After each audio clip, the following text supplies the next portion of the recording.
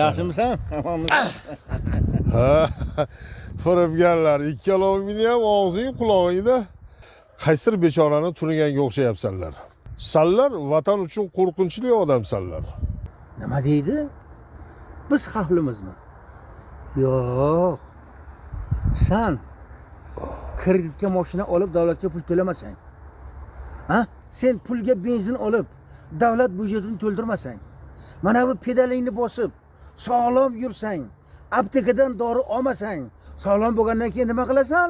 Uzoq yashaysan. Uzoq yashadingmi? Demak, davlatni ko'proq nafaqasini olasan. Sen zarar kunandasan. Sen davlat xoinisan. Kim xavfli ekan vatan uchun? Menmi, senmi? Nega ayamaydi odamni odam? Urib sindiradi dil shishasini. Ba'zi birovlarga bermabsan egam. Hattoki hayvonning andishasini.